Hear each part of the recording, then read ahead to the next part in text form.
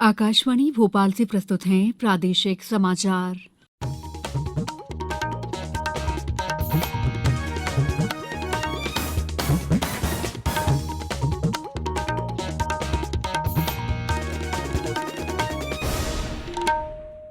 नमस्कार, समाचारों के साथ मैं दीपा सिंह।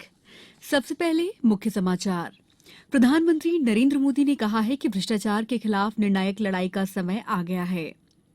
मुख्यमंत्री शिवराज सिंह चौहान ने कहा है कि सरकार ऐसे उद्योग को तमाम सुविधाएं और सहूलियत देगी जो प्रदेश के स्थानीय निवासियों को रोजगार देगा। अखिल भारतीय कालिदास समारोह का शुभारंभ 10 दिन तक उज्जैन में सजेगा कला और संस्कृति का मंच। और टी20 वर्ल्ड कप में पाकिस्तान ने दक्षिण अफ्रीका को 33 रन से हराया। अब समाचार विस्तार से। प्रधानमंत्री नरेंद्र मोदी ने कहा है कि भ्रष्टाचार के खिलाफ निर्णायक लड़ाई का समय आ गया है। उन्होंने कहा कि भ्रष्टाचार एक बहुत बड़ी बुराई है और देश को इससे दूर रखना होगा।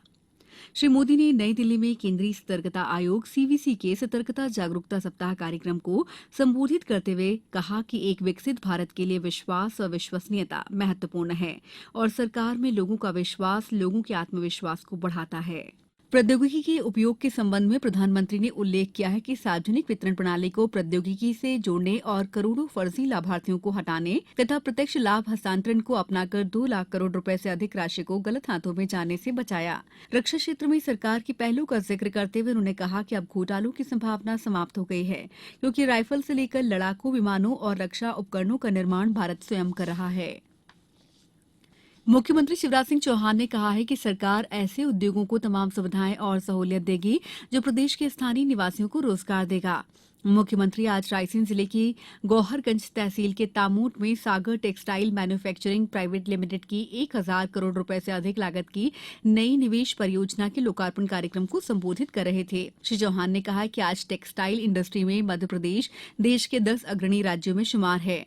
उनकी कोशिश है कि प्रदेश अव्वल स्थान पर पहुंचे।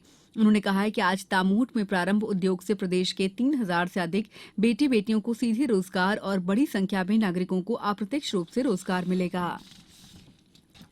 सूचना और प्रसारण मंत्रालय ने विशेष स्वच्छता अभियान के दूसरे चरण के अंतर्गत 4735 क्विंटल रद्दी और अन्य सामग्री का निपटान किया और 3 करोड़ 71 लाख रुपए अर्जित किए। मंत्रालय और देश भर में उसके कार्यालयों में पिछले महीने की 2 तारीख से विशेष अभियान चलाया गया था। केंद्रीय शिक्षा मंत्रालय ने वर्ष 2020-21 के लिए राज्यों और केंद्र शासित प्रदेशों के लिए प्रदर्शन आधारित सूचकांक जारी किया है। ये राज्यों और केंद्र शासित प्रदेशों में स्कूली शिक्षा प्रणाली के लिए एक अनूठा सूचकांक है।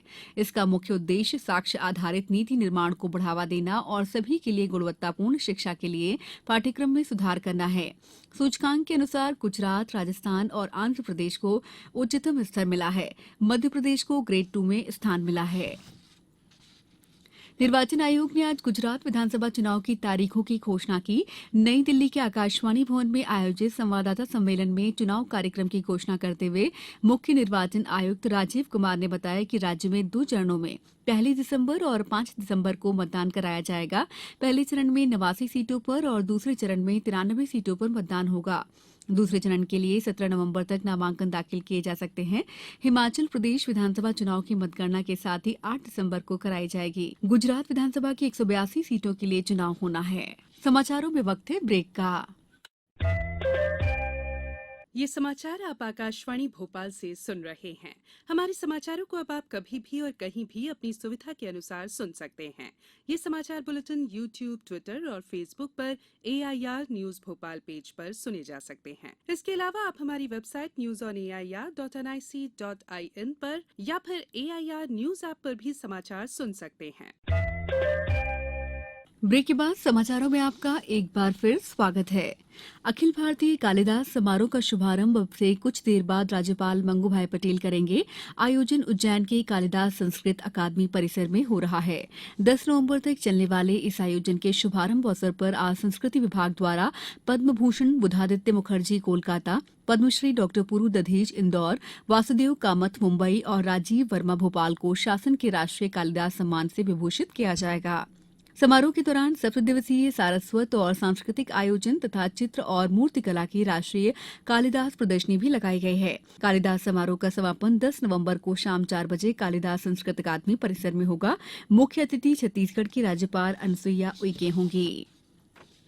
केंद्रीय जनजातीय कार्य मंत्रालय के अंतर्गत देश भर के एकलव्य आदर्श आवासीय विद्यालयों के लिए बंगलुरु में आयोजित तीसरे नेशनल कल्चरल फेस्ट में मध्यप्रदेश ने देश में ओवरऑल तीसरा स्थान हासिल किया है। इस 3 दिवसीय फेस्ट में देश भर के हजारों विद्यार्थियों ने विभिन्न विधाओं में आयोजित प्रतियोगिताओं में हिस्सा लिया, जिसमें 13 विभिन्न विधाओं में मध्यप्रदेश के विद्यार्थियों ने अपनी जगह बनाई।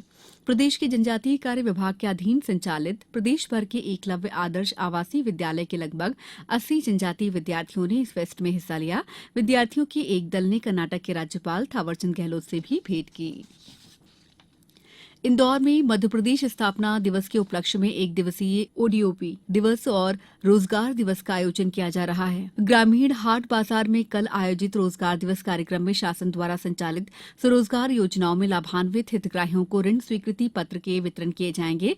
रोजगार मेले में कई प्रतिष्ठित कंपनियां 500 से अधिक पदों पर चयन करेंगी। मेले में 18 से 40 साल के आवेदक रोजगार प्राप्त कर सकते हैं। देवास जिले में भी मल्हार स्मृति मंदिर में जिला स्तरीय रोजगार मेले का आयोजन होगा। T20 वर्ल्ड कप के 36वें मुकाबले में आज पाकिस्तान ने दक्षिण अफ्रीका को 33 रन से हरा दिया। इस जीत के साथ पाकिस्तान टीम अभी भी सेमीफाइनल की दौड़ में बनी हुई है। पहली बल्लेबाजी करते हुए पाकिस्तान ने 20 ओवर में 9 विकेट खोकर 185 रन बनाए। शादाब खान ने 22 बॉल में 52 रन की पारी खेली। वहीं इफ्तिखार अहमद ने 35 बॉल पर 51 रन की पारी खेली। जवाब में दक्षिण अफ्रीका ने 9 ओवर में 4 विकेट खोकर 69 रन बना लिए थे। इस दौरान बारिश शुरू हो गई और मैच रोकना पड़ा। खेल जब फिर शुरू हुआ तो डकवर्थ लुईस नियम के मुताबिक 14 ओवर में 142 रन का लक्ष्य मिला।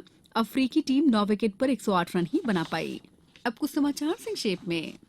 जबलपुर में पश्चिम मध्य रेलवे ने लगातार बढ़ रही गंदगी की शिकायतों को दूर करने के लिए स्वच्छता अभियान चलाया है। रेलवे ने स्टेशन से लेकर कार्यालय की सफाई व्यवस्था को सुधारने के लिए अभियान चलाया है। नीमच नगर की प्रत्येक वार्ड में साफ सफाई अभियान चलाया जा रहा है। साथ ही रंगोली प्रतियोगिताएं भी आयोजित की जा रही हैं।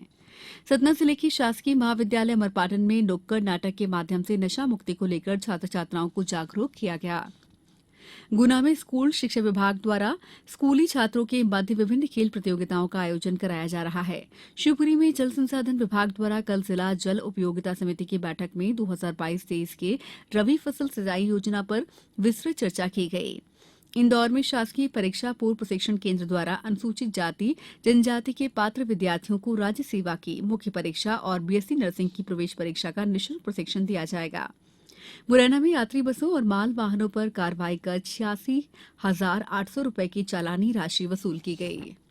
बैतूल में आज नगर पालिका परिषद द्वारा सफाई मित्र सम्मान समारोह आयोजित किया गया। समारोह में अतिथियों द्वारा सफाई मित्रों को प्रशस्ति पत्र देकर सम्मानित किया गया। नर्मदापुरम जिले की सिवनी मालवा विधानसभा के अलग अलग थाना क्षेत्रों में वेयर हाउस से चोरी करने वाले पारदी गिरोह के सदस्यों को गिरफ्तार कर पुलिस ने उनके पास से 51 बोरी मूंग जब्त की है। इस बुलेटिन में इतना ही। दीजिए इजाजत। नमस्कार।